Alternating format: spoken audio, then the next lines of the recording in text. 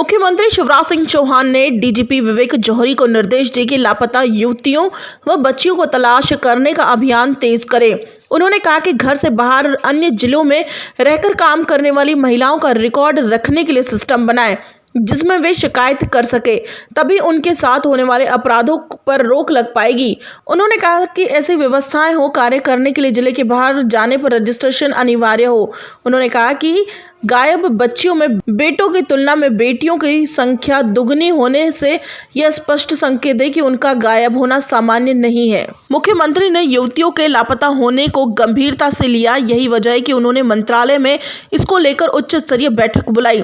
दरअसल मध्य प्रदेश के पिछले साल अप्रैल से दिसंबर के बीच 7,000 युवतियों के लापता होने की एफआईआर उनके परिजनों ने दर्ज कराई है। मुख्यमंत्री शिवराज सिंह चौहान ने कहा कि बेटियों के गायब होने के मामले में गंभीर कार्रवाई की आवश्यकता है, इसीलिए यह विशेष बैठक बुलाई गई है। उन्होंने कहा कि गायब बालिकाओं की संख्या भी छोटी नहीं है, इतनी बड़ी संख्या में यह होना चिंता का विषय है।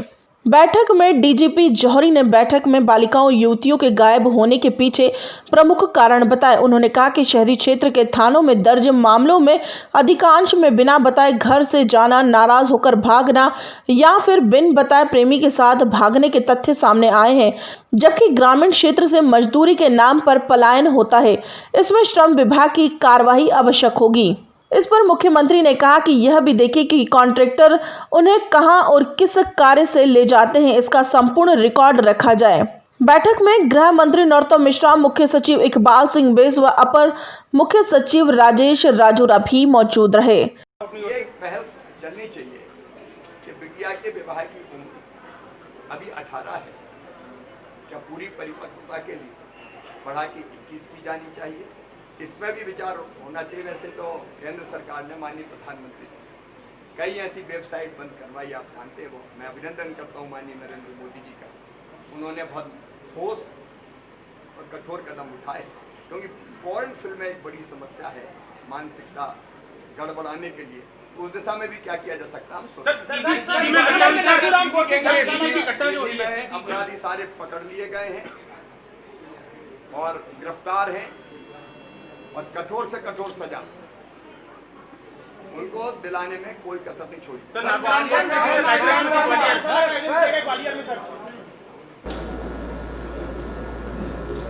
बेटियों की, बहनों की सुरक्षा और सम्मान के लिए एक विशेष अभियान सम्मान चलाने का फैसला किया है। अप्रैल से लेकर दिसंबर तक के बीच यद्यपि महिलाओं के प्रति अपराधों की संख्या 15% कम हुई है और गृह मंत्रालय ने जो अभियान चलाया उसके कारण हम बेटियों को वापस भी ला पाए ढूंढ के, लेकिन अभी भी कई बेटियों को ढूंढा जाना शेष है। तो एक तो उस स्तर पर हमारा अभियान चलेगा, बेटी कहीं भी हो हम लेके आएंगे,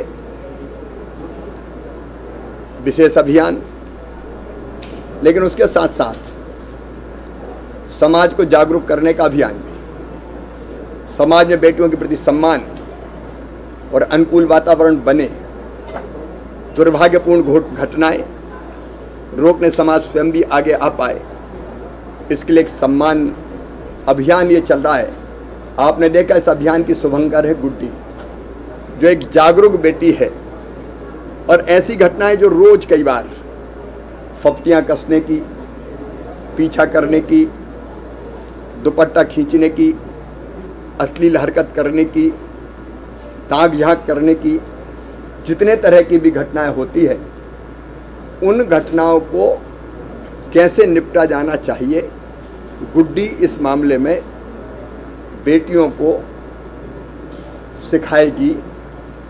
कभी भी कोई आ रहा है, लिफ्ट के नाम पे चलो और किसी नाम पे चलो, या फिर वीडियो वायरल कर दिया, उसके बाद ब्लैकमेल करो, सारी जो ऐसी घटनाएं हैं जो बेटियों की ज़िंदगी को तबाह और बर्बाद कर देती है, उनके प्रति भी जागरूक करके दृष्टिकोण समाज का क्या रहना चाहिए, बेटी की मानसिकता क्या रहना चाहिए, इसका भी अभियान है।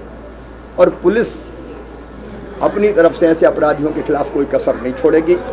हमने पहले भी अभियान चलाए, फांसी की सज़ा का कानून सबसे पहले बलात्कारी जो छोटी बेटियों के साथ बलात्कार करते हैं मध्य प्रदेश में बना, धर्म स्वातंत्र जो कानून बना है उसका भी जो मुख्य उद्देश्य है, हम बेटियों की ज़िंदगी तबाह और बर्बाद नहीं होने देंगे।